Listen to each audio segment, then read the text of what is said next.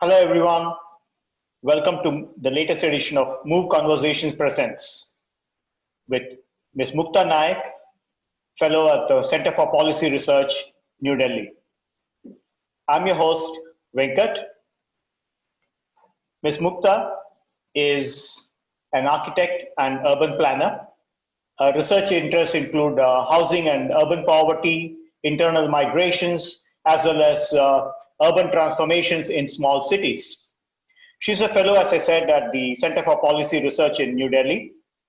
At CPR, she focuses her work on understanding the links between internal migration and urbanization in the Indian context.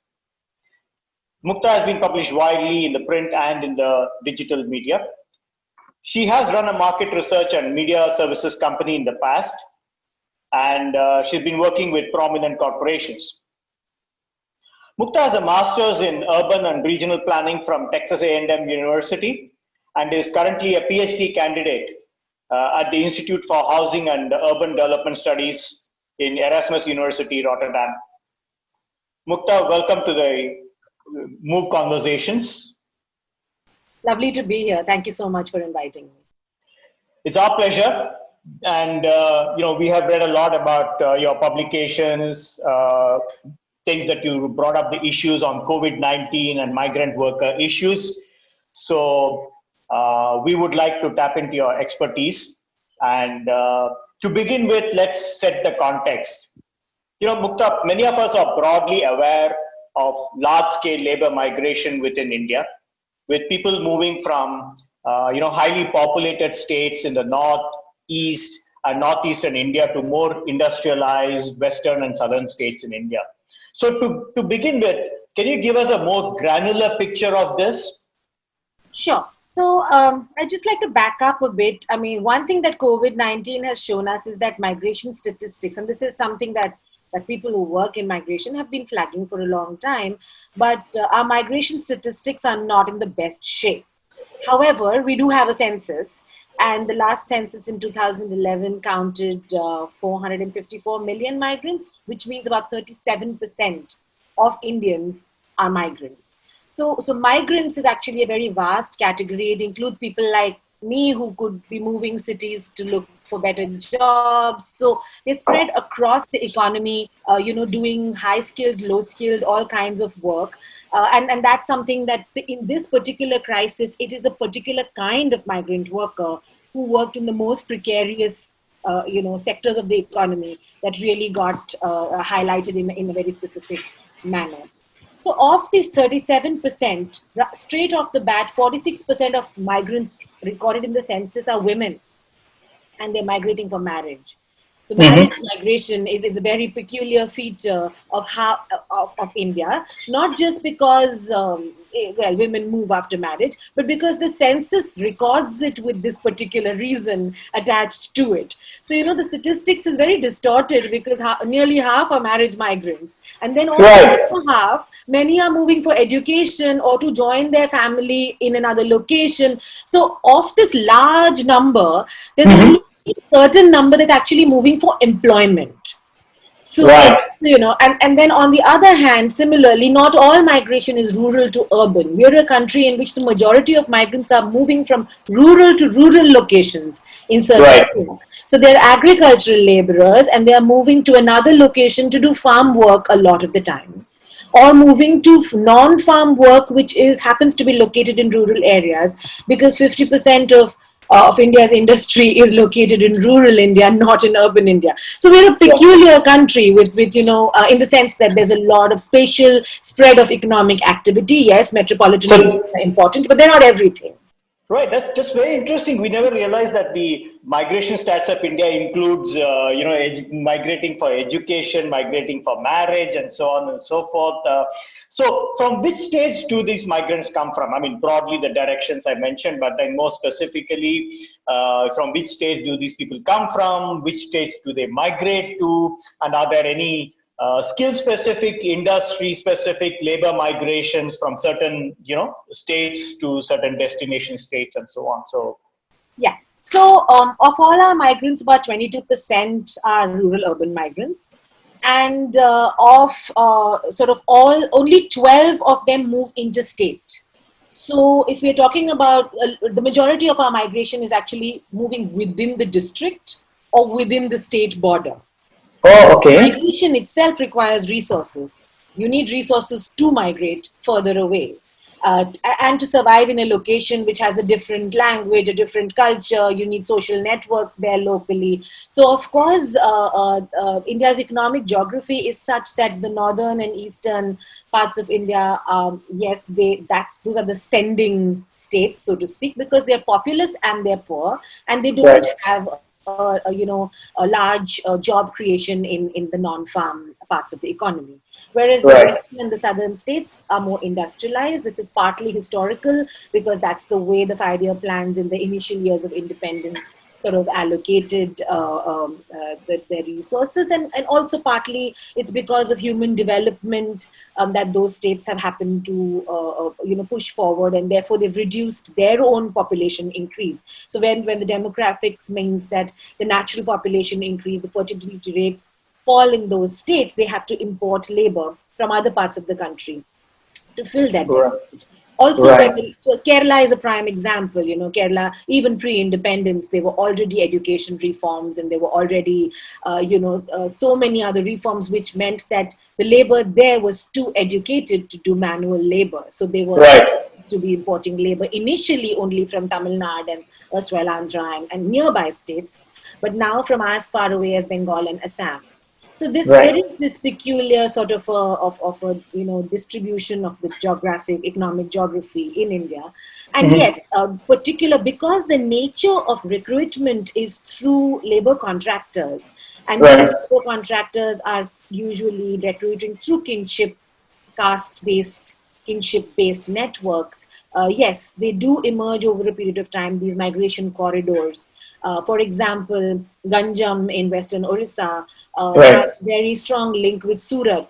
And Okay. workers, male migrants from Ganjam in Orissa go to Surat to do work in the power looms and the textile sector. Okay. And then that becomes a point of also political sort of mediation, because when there are elections in Orissa, there are look, state level politicians actually travel to Gujarat to seek votes, because these guys are still voting back in Orissa a lot of the time. So it's Wow. So they travel back to go cast their votes, or they, how yes. do they do that? So this is, I think, a key feature of internal migration in India that we do need to understand. So whereas more prosperous migrants, knowledge migrants, high skilled migrants have the means to change. Often do change their location of vote once they move to another place and settle Right. in after a few years. It's probably linked to their ability to buy property, own property, work the system, fill forms, Right. chase paperwork, etc. Rural urban migrants, especially those who do seasonal and short term migration, continue to vote in their home states. Because that's where their vote actually carries more meaning, and Mhm. where a lot of their family is still back home a lot of the time. So it's one or two or three members from a large rural household who are migrating out to bring in the remittances and the non-farm income, but the family unit still sees itself identifying with their rural source, their home. And that's a very important thing to remember, because theorists have looked at it as a livelihood diversification strategy for rural India. Sending Oh, in it's interesting. Interesting. And then I was not familiar with the Orissa Surat linkage. Very interesting. and many, many To other know. such linkages, like Sure. Sam to South So, India. So when these people move like this, what are their working conditions, living conditions for these migrant workers in destination states? Especially let's focus more on the uneducated, less educated population.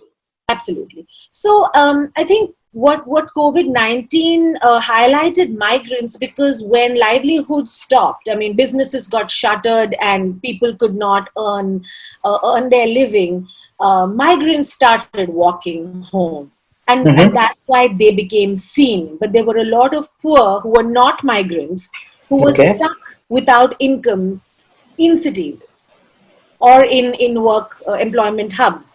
So essentially, in some ways, I would say that migrants are not the only people who've been excluded. Mm-hmm. Living conditions of migrants are sort of similar to those of slum dwellers and people who live in any kind of an informal settlement where the state has not extended a full range of basic services and Mm-hmm. infrastructure. And there's a mix of residents and migrants who live there. The difference is that whereas residents have some social networks, they may have some partial ownership of property, so not full title, but some claims which they can make. They can also make claims politically. And Right. yeah, and they're also so entitled to social benefits like the public distribution system through which they access subsidized food. And these Right. migrants who vote in their home states, whose IDs are made in their home states, cannot make claims to those benefits at Right. So there is no portability for them. Right. So, I mean, India has done a lot, I think, of progress in universalizing some rights, like education and healthcare, at least in theory, are universal. So, wherever you may be in the country, you can go to a public hospital and they cannot refuse you treatment. Similarly, your child can go to a government school. But as we know, public healthcare and public education is not always the best in many locations of the country. So, Right. so that's really the brunt where access to welfare becomes a bit of an issue. Right. Have the destination states, or you refer to the businesses in these destination states, the business people or the industrialists who have actually benefited from these migrant workers, have they done anything for these people over the decades? So back in the day, 50s, 60s, it was a different time, and I think employers did produce. There was a lot of public sector employment. So Mm-hmm. large campuses with employer housing, worker housing, that was perhaps the vision initially when India was still a socialist and social welfare was still a priority, a big priority. But I Mm-hmm. think with the capitalist and globalized, the way the world has moved, the agendas have shifted and labor has become an input. Uh, Right. so and really it's not imagined. So even though the legal framework which was built over those 60s and 70s and actually came out of a lot of movement from the below, so a lot of demands from worker movements and unions and collectives, does pin the responsibility of paying wages regularly, meeting the laws, housing in the case of construction workers, etc., on employers. The record of employers has not been very great in this country. So that's really been, and labor's bargaining power also has reduced substantially over the years. So during the lockdown, that's exactly what happened. We Right. suddenly people realized that a large number of these workers live on construction sites or in businesses or in factory premises, and when the businesses shut, they were left high and dry without Right. any help. Right. You mentioned that an Indian citizen anywhere, if it goes to a government hospital, they cannot refuse services, irrespective of where the person comes from. So related to that is my question: are there any health insurance or other social welfare, wage protection scheme that cover these kinds of migrant workers? So those are the kind of rationalizations that are being demanded now. That the government should change regulation to bring everybody into the ambit. And industry is, of course, especially the small and medium industry sector, they find it very difficult to comply with even the regulations that exist. So that's really where we are sort of caught. It's a choice between the devil and the deep sea. There was news that states such as Rajasthan, Madhya Pradesh, Jharkhand expanded the public distribution system coverage for non-ration card holders. So, what about National Capital Region and other states in the country? Did the so-called rich states do more for the migrant labor? I don't think so. I think the responses were very specific to certain states. Okay. Rajasthan and Madhya Pradesh doing it, interestingly, was because they needed to extend PDS to their own returning labor. Many Okay. whose names had actually got struck off ration lists Okay. in a way. So it's a little bit of a situation where sometimes you're neither here nor there. because Right. the number of entitlements that the states can give sometimes is finite. So if people Right. have not claimed for a long time, they may lose their name from the ration card, or other administrative issues like that. But yes, some destination states, notably, I'd like to take the example of Delhi, Mm-hmm. which actually created something called an emergency ration coupon, which had an online system. You pretty much only needed your Aadhaar card number, which you needed to enter into that system, online system. And then the system came back to you via SMS with a date and a location where you could go and collect your subsidized rations, your free rations actually. So there were delays. They needed the support of civil society to help enroll and help migrants navigate this online system. But they did manage to disburse rations to 3.8 million non-PDS, Oh, non-ration card holders, which I think was a phenomenal achievement. In addition to running emergency relief teams, and in addition to running a number of community kitchens that served cooked food through the lockdown. So there were right. always multiple initiatives together that kind of sustained migrant labor and anybody who did not have access to the PDS system. So Right. that's a notable initiative for sure. And let's see now whether portability does get scaled up the way it is expected to after this crisis. Okay. Mukta, in the Delhi NCR region, where there are different states, over the years, were the workers living in the same areas where they were working?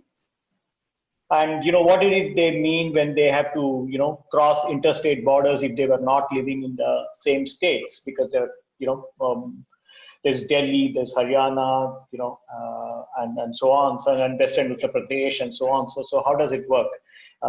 Did they have to cross interstate borders when they went to work, or when they went to return home, literally, like at the end of the day, and so on? So what was the impact? So the Delhi NCR is an incredibly interconnected labor market. So and of course, for poor workers, they actually usually live very close to where they work.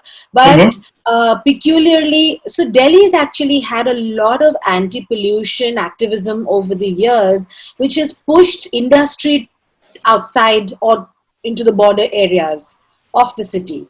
So the industrial areas and the even because of Delhi has basically it has the Delhi Development Authority, which controls land and has sort of taken a more conservative approach to real estate development, and that's why the neighboring states have taken advantage of that and developed industrial areas like Noida in Uttar Pradesh, Mm-hmm. and also commercial office complexes. So Gurgaon, Noida, Ghaziabad was already an industrial city, but I think the Sure. industrial part of it grew because Delhi threw its industries out. Right. Because it wanted to be a world class, very aesthetically pleasing capital city. So everything that did not conform to that image was pushed to the edges. So now the edges of Delhi are working class neighborhoods. Delhi's also Mm-hmm. had a lot of slum resettlement. So Right. working class people from the center of the city have been pushed into resettlement areas, which are again at the edge of the city.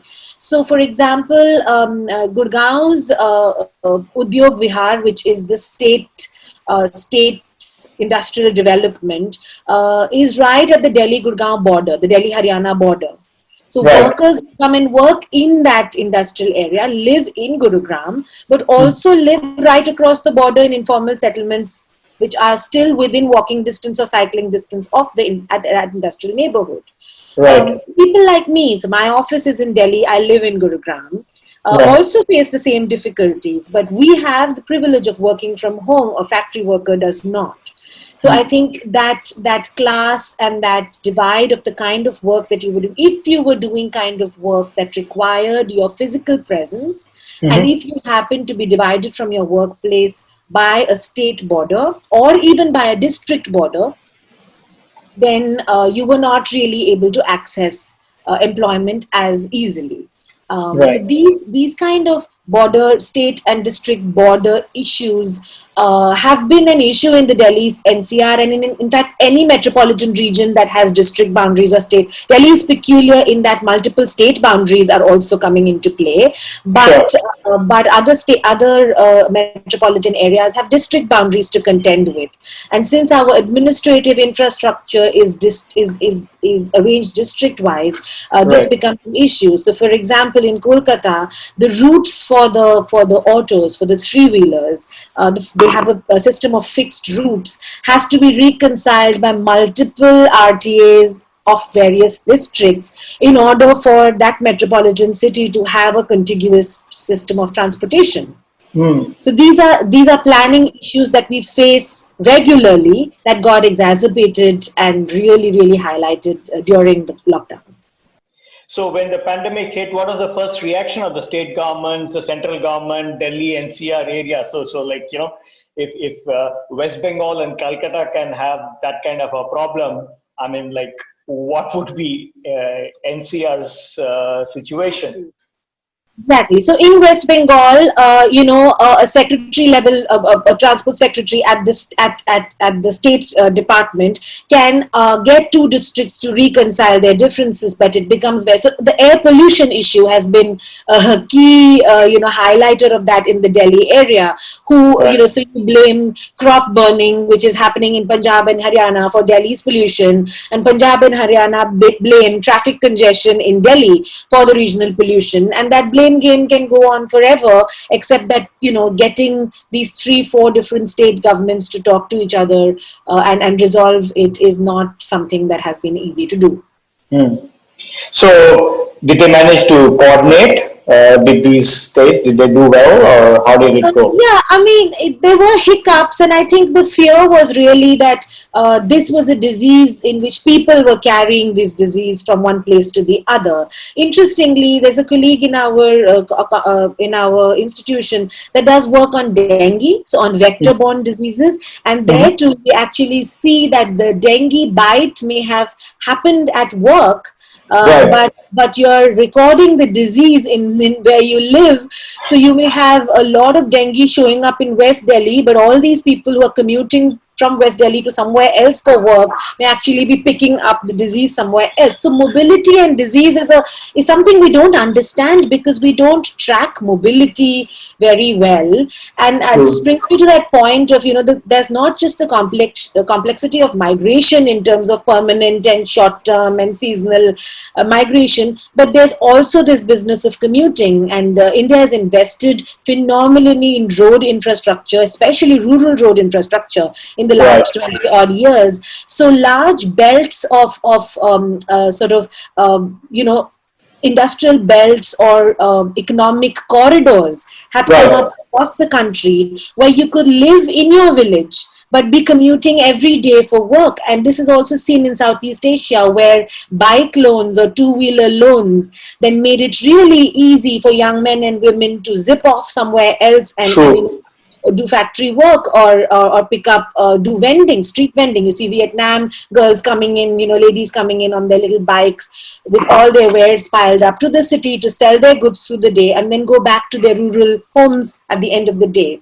True. So we also have to factor this new kind of mobility in, and from a disease perspective, that's really important. We don't have right now the data systems to track mobility at all. Right. So in a lockdown situation where mobility gets impacted, I want to ask about relief supplies. So we know people collected donations for relief supplies and so on. Could these supplies actually move across borders where the workers lived actually? What about medical relief? Did the states allow these things to move across the borders, or, how did it go? So the district actually was the unit of governance. And you might be aware, just to give a legal backdrop to this, the lockdown was implemented under something called the National Disaster Management Act. And this act actually gives the center a lot of powers to supersede state regulation, legislation, or even its own legislation in the case of an emergency. And the Sure. Disaster Management Act appoints the district collector as Mm-hmm. sort of the head of this disaster management district level authority. The other act that was in operation was a much older colonial era national, an epidemics act, and every state has this epidemics act. So whatever has happened to deal with COVID has happened under the ambit of these two Mm. legislations, both of which greatly empower the district level.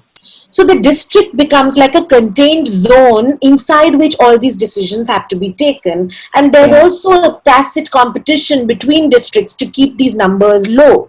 Which of course has other issues of reporting errors True. and True. information management and all of that stuff. True. But leaving that aside, the district had to figure out the medical capacities within their own borders. And if they just did not have it, then they would have to say, can we use XYZ capacities in an adjacent district? But they had to negotiate this. So the relief work also, I think, as opposed to other disaster situations, we've had the tsunami and the earthquake and various floods, where you have these national level NGOs that sort of collect state relief funds that collect money, and then supplies swoop in from elsewhere, aid swoops in from elsewhere, and that was really not what could happen during the lockdown. So from my perspective, it actually brought out a lot of local mobilization for relief. And this is what at least I saw in Gurugram, where I live. A lot of NGOs, civil society organizations, even resident welfare associations, individuals who wanted to help, got into this business or got into this action of giving. Right. Which would not have otherwise done with some other kind of disaster, because they could have just sent a check to somebody and somebody might have organized it. But here you didn't have like these large aid agencies being able to navigate the lockdown. So you True. have local, and the political economy works in a particular way. So I was working with a small group of people, and our volunteers were out there delivering relief without curfew passes for the first couple of weeks. And of course, we had applied for these curfew passes, and we had told the district collector's office that we're doing this relief. But the bureaucratic system, it's not so easy for them to react really fast, because if they start issuing these indiscriminately, then a lot of people would misuse that. And so there's a tacit understanding that you put a white printout on your car saying for relief duty or some such, and the police would just wave you on and not stop you during the lockdown. They would of course check that you're carrying relief supplies, or they would have a conversation with you to ascertain that you are truly You're legitimate, truly. Okay. Yeah. But So, in India, a lot of stuff works with these kind of tacit understandings and workarounds. But I think that it was phenomenal that a lot of people stepped forward to help in whatever way possible, including actually physically moving around the city to deliver rations to areas which frankly the rich considered as dens of disease, because that's how we perceive poorer parts of the city. And COVID was an exception, because the disease actually came from the rich who were flying the country. right. As soon as it started spreading, the poor became the villains of the piece. And to find volunteers who were ready to go into slum areas and industrial areas and distribute relief became a bit of a challenge, but people were still doing it. So this was a very localized effort. And then as the lockdown opened up, the usual forms of relief and the movement of supplies started getting back to normal. Right. So moving on, along the timeline, when the lockdowns were lifted, what were the workers' preferences? Did they want to stay, return home? What was it? And how was the return? If we all saw the lines and queues, so how was the process handled? Because we saw heartbreaking scenes. So what did you see at the ground zero where you were? So frankly, people from my organization or friends of mine were very much at ground zero. I live with elderly people, so I chose to not actually move out much during those first initial weeks. Fair enough. However, so I'll talk about both processes. So the government actually, the reason why there was so much hue and cry about it is because the government actually stepped in and said you can't move initially. So there was Right. this feeling that we're being forced to stay here without the safety nets that we need, or without the survival mechanisms. And then there was so much pressure from the source states who said that, Right. listen, our voters and our people. So Bihar is like basically calling all of the states, destination states, saying, how can you do this? They were also sending cash transfers to Biharis who were stuck outside, stranded workers. They had special schemes to send these cash transfers. So they were transferring them into the Jan Dhan accounts, and then people could Right. withdraw them wherever they were, and things like that. And then the center, of course, started organizing these trains to send them back. And states had various mechanisms to identify, make lists, and then transport these workers to these trains. My own sense is that this varied a lot across the country. The police were a frontline agency that were involved in all of this, because it was really seen as a law and order issue. How do we Right. transport X number of people from place A to place B in a situation where we are supposed to ensure social distancing? We don't want True. rioting, we don't want crowding, we don't want jostling. True. So my own friends who volunteered with the district administration at this time noted that there was an absence of the human touch by the authorities of the state. I understand they were very pressurized to do disease management. So in a nutshell, I think for the state, the tension between managing the disease and managing people and livelihoods and their survival issues, this tension became really hard to handle, because the mandate that they had was manage the disease.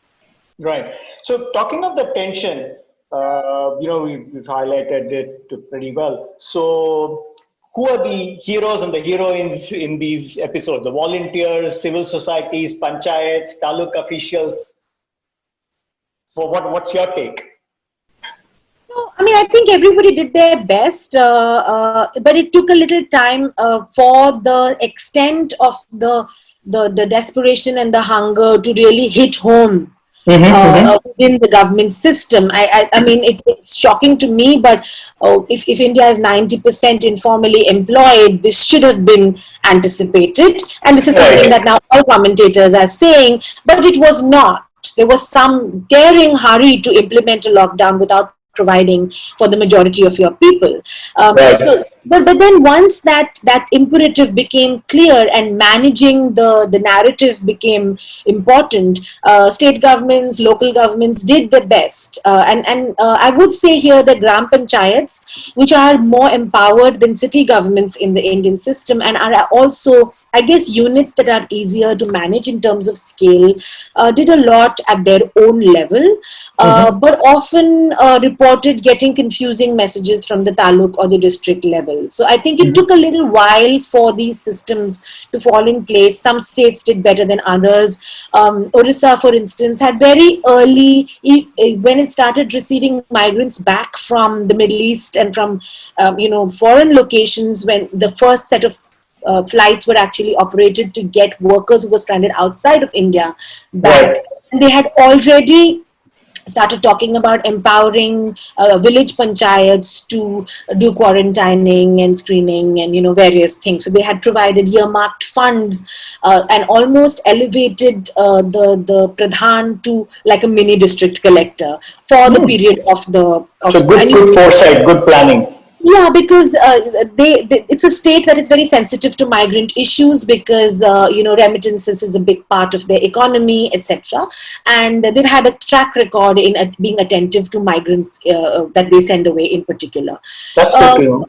Yeah. But overall, I think this the heroes.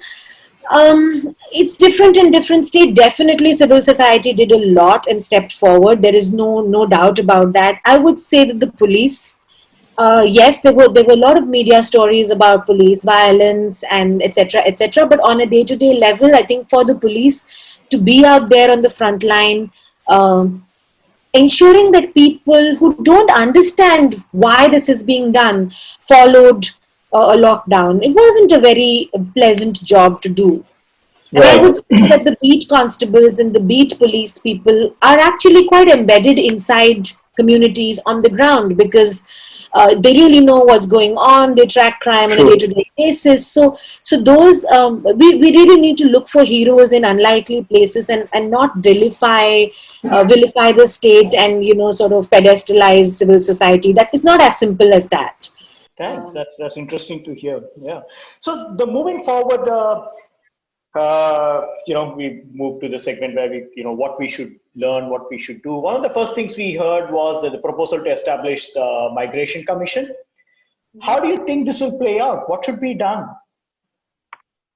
So the Migration Commission is an idea that the Prime Minister spoke about in his program Mann Ki Baat, Mm-hmm. perhaps inspired by UP Chief Minister Yogi Adityanath's announcement Right. along this. It's not very clear what they are thinking of right Right. now. But definitely there are issues. It's India is a federal country. There are subjects that the center has jurisdiction over, but very critical subjects like law, education are governed by states. Right. So yeah, so states and center negotiate a number of things. Often, the center, for instance, may issue a housing policy, but it's up to the states to take that up in whatever way it suits them, and contextualize it to that situation.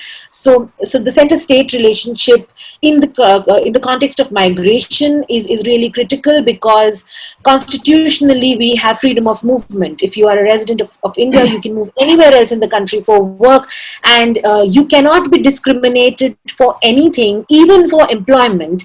Yet domicile requirements for employment are rampant in this country, and so states use language often as a workaround to Right. implement these kind of domicile. Uh, so essentially, I think the key point to understand is that there is a political economy to migration, which I've mentioned before also, Right. where states would like to give preference to their own voters for work, for jobs, for housing, for all of this gamut of social services that is required. But on the other hand, there is a package of rights and entitlements that every citizen in the country must be able to access, and which would also, in the long run, make for a more productive workforce. Right. So reconciling these, I think, is in the interests of states, center, local governments, industry, all of it. But it's a difficult conversation at this point. The second point I'd like to bring, where I think there is a little bit more hope, is state to state bilateral relations.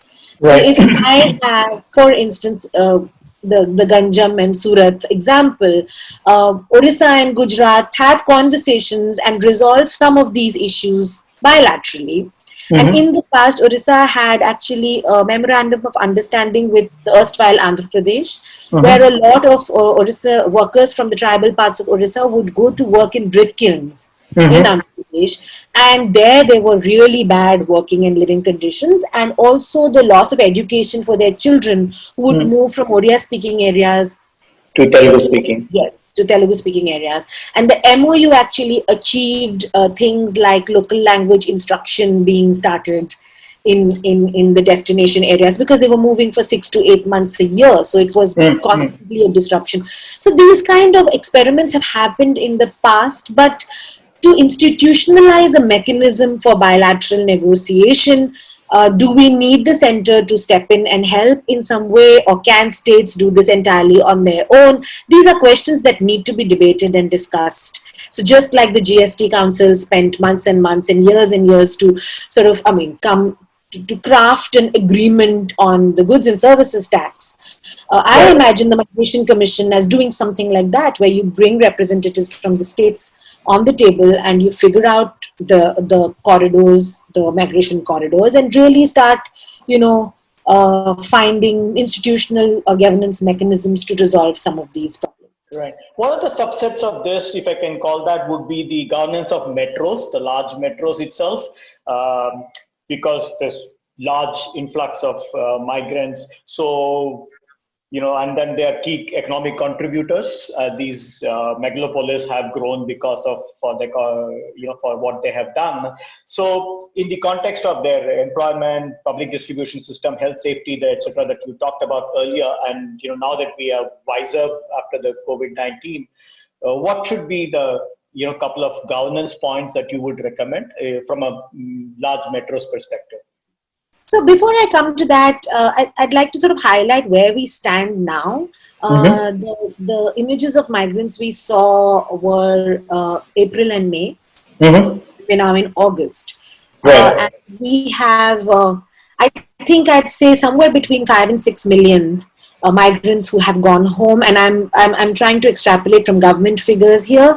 Non-government entities have estimated much higher numbers, but let's stick with the conservative ones. So these are workers who've gone home, and now what do? Will they come back once the economy picks up? Will they be scared of coming back, given that there is likely to be a resurgence of the disease in many areas? Given that rural-urban guarantees are being bolstered by states to sort of, I guess, reassure workers that they will not go hungry in their home states. So that's really where we are right now. And cities, I think, are aware that attracting labor back is going to be a hard task. Labor is already coming back. It's already coming back to industrial areas. Delhi, Gujarat, all of the areas are seeing, especially domestic industries which are serving local demands are seeing resurgence. Industries that are plugged into the global value chain, there the resurgence is slower because international trade, etc., is in ports are not operating at full capacity. So there's a whole sort of a downward linkage situation there. There's also the question of the dilution of labor laws, which is on the table. A lot of states have actually sought to dilute labor laws, extend working hours, etc., in order to be able to work these factories at lower costs because industry is stretched. So there's a number of those issues on the table, but like everything in that we've learned at this time, the problems with metros is pre-existing. So there's a governance problem with cities because city governments are not empowered in the Indian context. So in India's federal governance situation, the state, a lot of the power concentrates at the state level. The devolution in rural India from state to Gram Panchayat has been a little bit more successful, but the devolution from state to urban local body has not happened. Perhaps because the economic concentration is so much in cities that states would like to control revenues from these locations. So there is a bit of tension there. Also that local governments in cities are not mandated to do economic development. So they are asked to do, to basically provide services and utilities. They are asked to, even the land development and land planning functions in most cities are done by development authorities, which is a parastatal body and not answerable to the elected government of the city. So the urban governance is a very sticky issue in India, and there does not seem to be. Experts will tell you that local elected governments is the best way forward, but at present we are in a gridlock because do you devolve powers first or do you increase capacity first? And so we're in that bind where somebody like me, who is an urbanist, would say, give them the powers, they'll figure out the capacities. Once they have the power, it will take a few years, but they'll figure out the capacities. But somebody in the government would say, I can't take that risk. This is where my economic development is concentrated, and I need to first make sure that there are capacities before I devolve the power. And the second part, of course, like everywhere else in the world, local governments are the most corrupt. There's all, I mean, let's face it.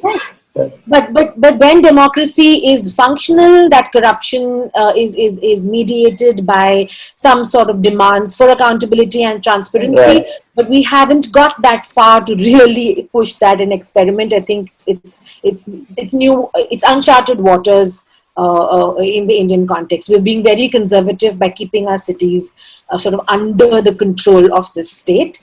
This is also stemming from Uh, a situation where urbanization is seen as a pathway to economic growth, but Right. urbanization per se is not embraced by the political spectrum, which Mm-hmm. sees its power continuing to be derived from rural voters. True, true. So this, I think it's shifting. This landscape is shifting. Urban voters have been very instrumental in putting the BJP to power for sure. So Right. this is shifting, and this will keep. Hopefully, it will move into a narrative where democracy will become more of a conversation. But as of now, this is where we are, and migrants cannot be helped unless the center, or unless there's a legal or there's a push to ensure that there is a basic set of entitlements that everybody can get, and unless local governments are given the resources to make that possible.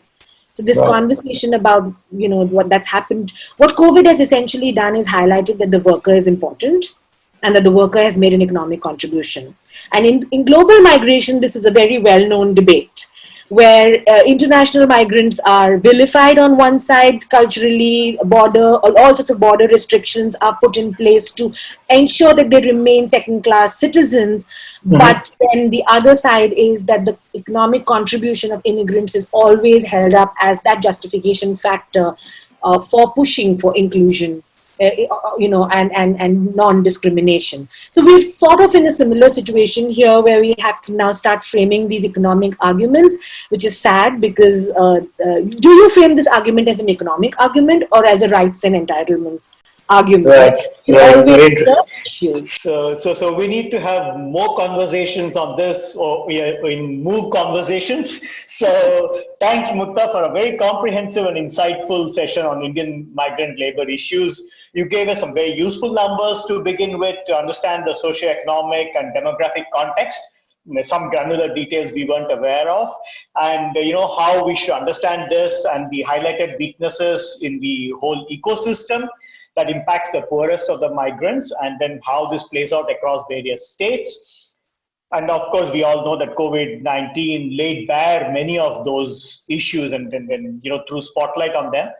Finally, you shared with us some of the policy recommendations that you have as an urban planner, and and then someone very deeply involved in these issues from from a migration perspective, and that should be implemented based on what we have learned from the recent experience. We are indeed very grateful.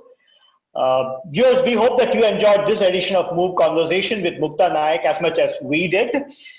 If you want to watch more such insightful conversations, please do subscribe to Move Conversations on the YouTube channel. We plan to bring in more such episodes in the weeks to come. Thank you very much. This is your host, Venkat, signing off.